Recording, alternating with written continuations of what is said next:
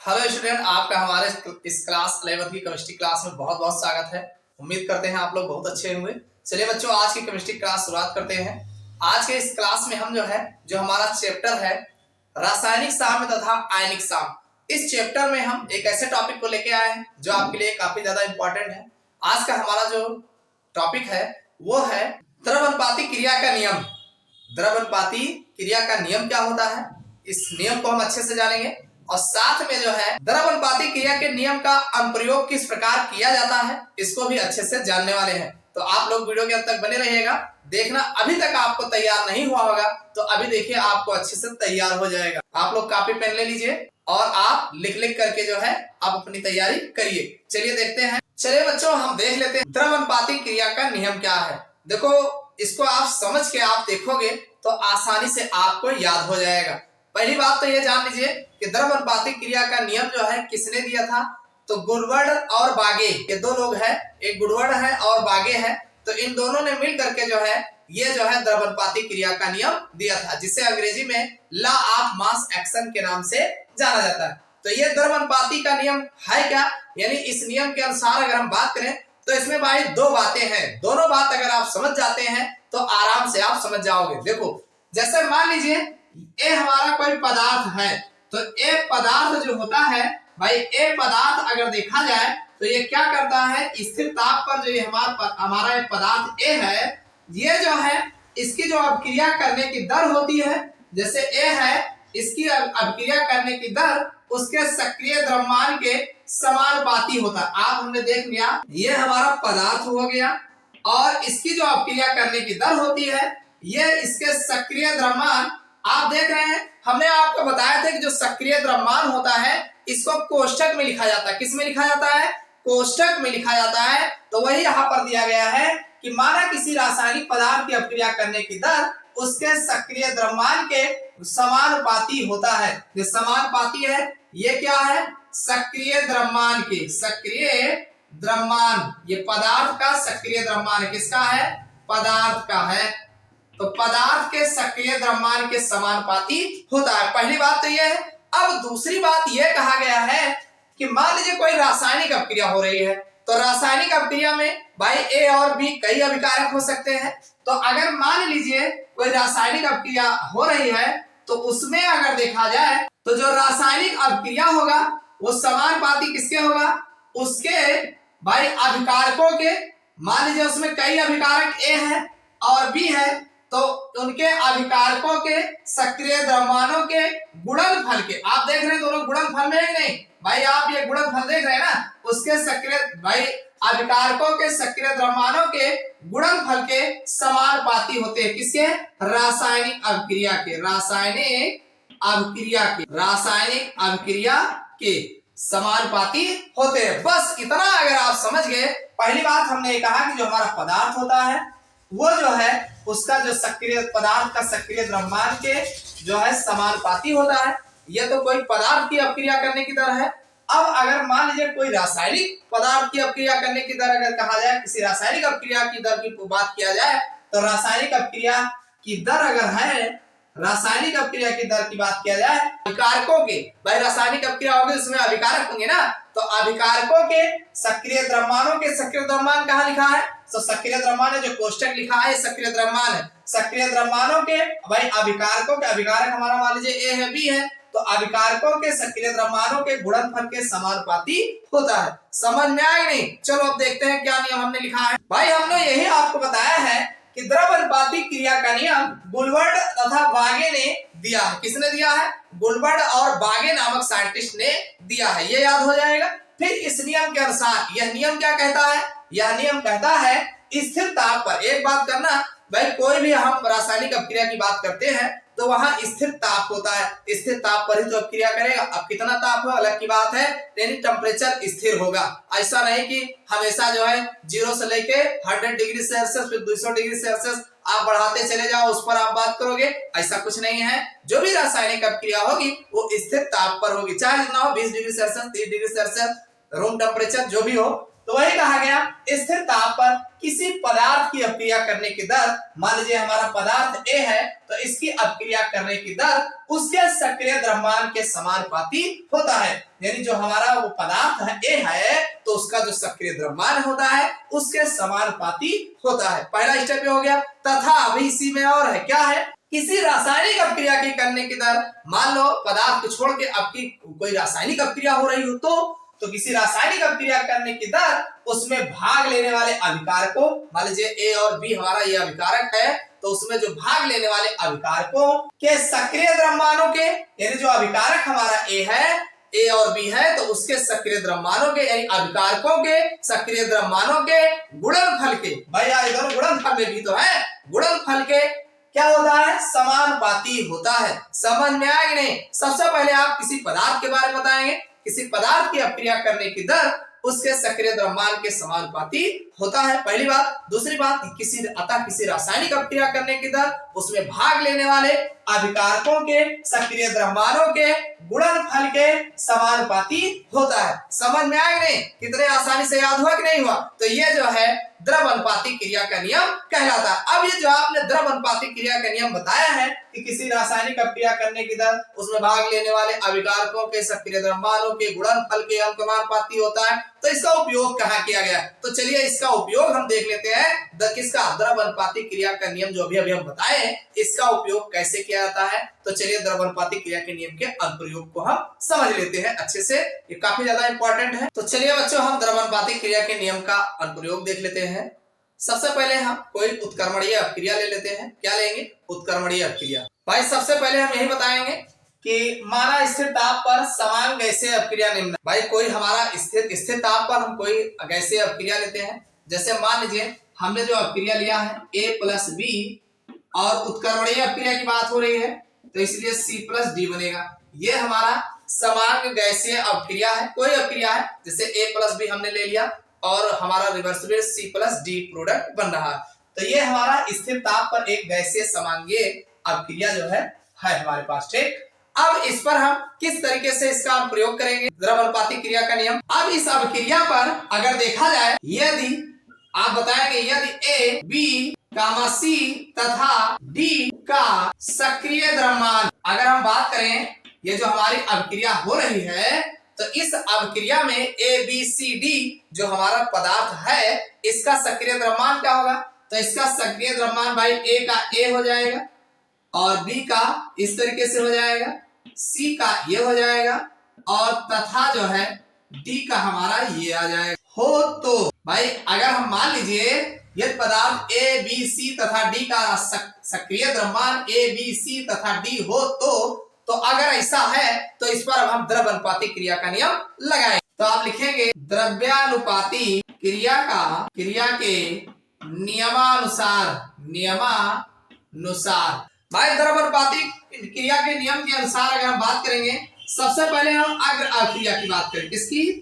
अग्र अभिक्रिया की दर। भाई हमारे अग्र अभिक्रिया की दर जो होगा जिसे हम RF लिख सकते हैं, भाई RF अग्र अभिक्रिया है तो फॉरवर्ड डायरेक्शन है तो RF लिख सकते हैं।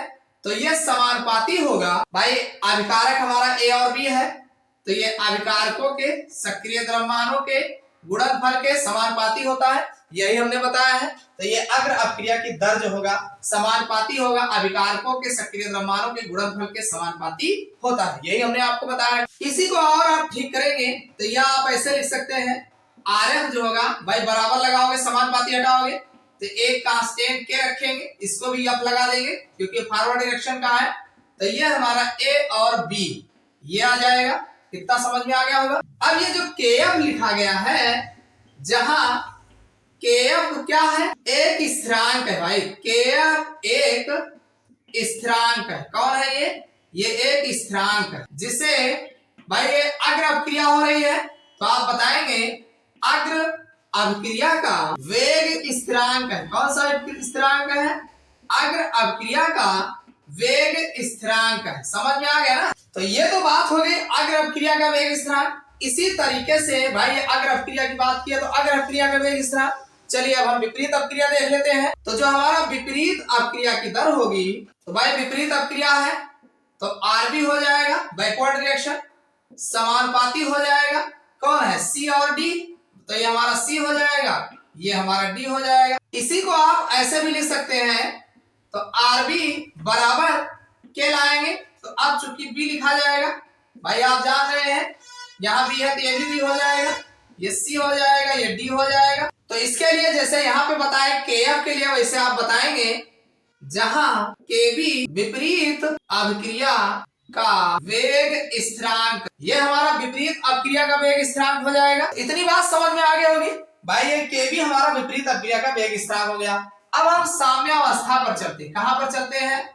साम्यावस्था पर। तो साम्यावस्था जो होती है उसमें अग्र अपक्रिया और विपरीत अपक्रिया दोनों का वेग बराबर होता है। अग्र अपक्रिया की दर बराबर होगा विपरीत अपक्रिया की दर। भाई साम्यावस्था में अग्र अपक्रिया की दर जो होगा वो बराबर होगा विपरीत अपक्रिया की दर के। तो अग्र अपक्रिया की दर जो हमारा है आरएफ है और विपरीत अपक्रिया की दर जो हमारा है आरबी है। यही तो हमने बताया है भाई, आरएफ और आरबी। अग्र अपक्रिया आरएफ है, आरबी हो गया। तो आरएफ की जो वैल्यू है केएफ है, क्या है? केएफ है, और ये ए है और ये बी है, बराबर होगा विपरीत अपक्रिया हमारा केबी है, तो ये हमारा हो जाएगा सी और डी हो जाएगा। इतना समझ में आ गया होगा। एक काम करते हैं, इसको इधर ले आते हैं, तो ये हमारा हो जाएगा केएफ अपान केबी बराबर, तो ये ऊपर आ जाएगा सी और डी और नीचे आ जाएगा ए और बी। इतना समझ में आया। अब यहाँ पर केएफ और केबी जो लिखा गया है इसको हम केसी लिख सकते हैं, और फिर हमारी ये जो समीकरण है सी और डी और ये हमारा ए और बी, इस तरीके से आपका आ जाएगा।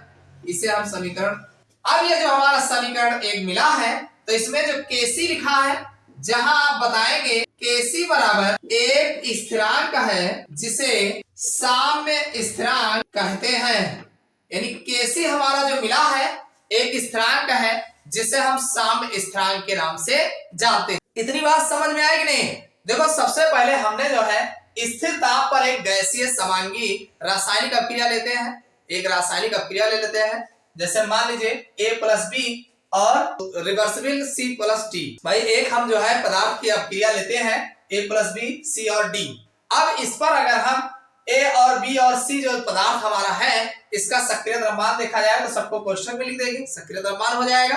अब द्रव्यमानुपाती क्रिया के नियमानुसार अग्र अपक्रिया की दर आरएफ हमारा ए और बी बन जाएगा, और आरएफ जो होगा समानुपाती हटाओगे तो आरएफ समानुपाती ये बना है, तो समानुपाती हटाओगे के लाओगे कांस्टेंट, तो ए बी हो जाएगा इतना। तो अब हमने चूंकि आरएफ में फॉरवर्ड डायरेक्शन लिया था तो फॉरवर्ड स्थिरांक में भी लगा दिया, तो ये केएफ एक स्थिरांक है जिसे अग्र अपक्रिया का वेग स्थिरांक कहा जाता है। तो इसी तरीके से विपरीत अपक्रिया की बात करोगे तो आरबी जो हमारा समानुपाती होगा, बी हमने बैकवर्ड के लिए लिखा है बी, तो ये हमारा सी और डी के होगा, और इसको ठीक बराबर यहाँ समानुपाती हटाओगे बराबर लगाओगे केबी हो जाएगा। तो केबी जो, अब केबी क्या है? विपरीत अपक्रिया का वेग स्थिरांक हो जाएगा। अगर आप बात साम्यावस्था भी करते हो तो अग्र अपक्रिया की दर बराबर विपरीत अपक्रिया की दर, तो अग्र अपक्रिया हमारा आरएफ है, विपरीत अपक्रिया हमारा आरबी है, तो इसका मान रखोगे इतना आएगा, तो केएफ अपान केबी बराबर देखोगे तो इतना बन जाएगा। तो इसमें आप इन दोनों की वैल्यू हटा करके हमने एक नया स्थिरांक केसी रख दिया है। तो जो केसी है हमारा एक स्थिरांक है जिसे साम्य स्थिरांक कहते हैं। तो इस तरीके से जो है आप द्रव्यमानुपाती क्रिया के नियम का अनुप्रयोग जो है किसी भी अभिक्रिया में इस तरीके से करते हैं। तो ये तो आपकी एक सिंपल रिएक्शन हो गया। अब चलिए हम कोई विशेष अभिक्रिया लेते हैं जिसमें जो मोल्स दिए होते हैं कि हाँ ए हमारा इतना मोल है, बी हमारा इतना मोल है, सी हमारा इतना मोल है, तो उस पर किस तरीके से लागू करेंगे इसको भी समझ लेते हैं। चलिए भाई, मान लीजिए कि हमारा स्थिर ताप पर समान गैसीय अपक्रिया निम्न प्रकार से होती है। कैसे होती है चलिए देख लेते हैं।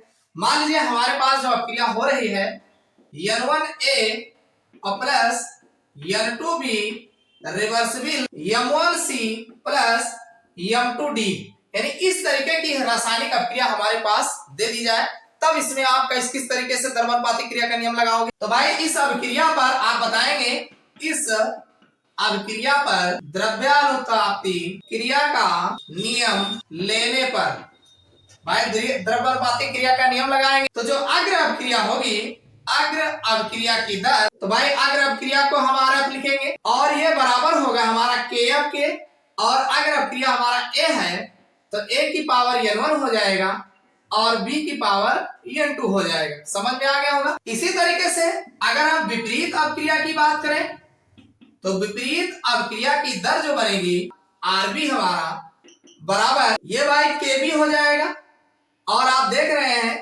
ये C हो जाएगा, C की पावर m1 हो जाएगा और D की पावर m2 हो जाएगा। तो अब इस अपक्रिया को अगर हम साम्यावस्था पर ले जाते हैं तो आप जानते हैं अग्र अपक्रिया की दर बराबर विपरीत अपक्रिया की दर, दोनों बराबर होता है। तो ये हो जाएगा Rf भाई Rf बराबर हो जाएगा Rb के और फिर आपका जो वैल्यू आ जाएगा Kf की वैल्यू है a की पावर n1 और b की पावर n2 है, ये बराबर हो जाएगा और Kb c की पावर m1 और d की पावर m2 हो जाएगा। आप लिखेंगे Kf अपान Kb बराबर, तो ये हमारा बन जाएगा c की पावर m1 और d की पावर m2, ये ऊपर चला जाएगा। देखो जो रहता है इसके साथ जो रहेगा उसके अपोजिट जाएगा यहाँ पे और इनके साथ वाले नीचे आ जाएंगे।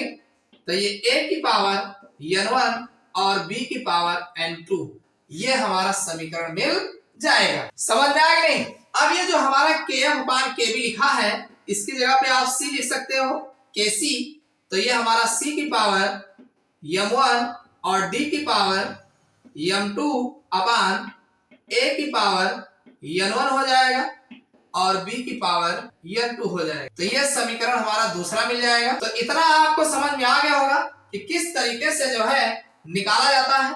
एक बात आप अच्छे से जानते हैं कि ये जो Kc है, Kc जो है एक साम्य स्थिरांक है।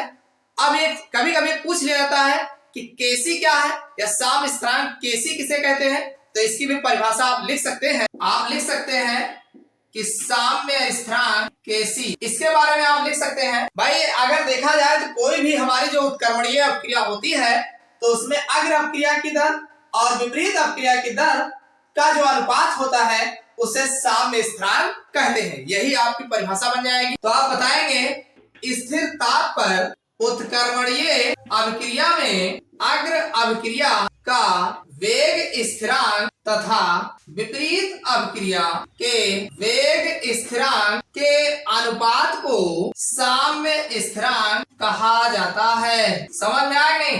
यानी जो अग्र अपक्रिया है और जो विपरीत अपक्रिया है, भाई कोई भी स्थिर ताप पर उत्क्रमणीय रासायनिक अपक्रिया में जो अग्र अपक्रिया का वेग स्थिरांक और जो विपरीत अपक्रिया के वेग स्थिरांक है, दोनों का अनुपात जो होता है वो साम्य स्थिरांक होता है, जिसे आप लिख सकते हैं Kc बराबर Kf अपान Kb। समझ में आया नहीं।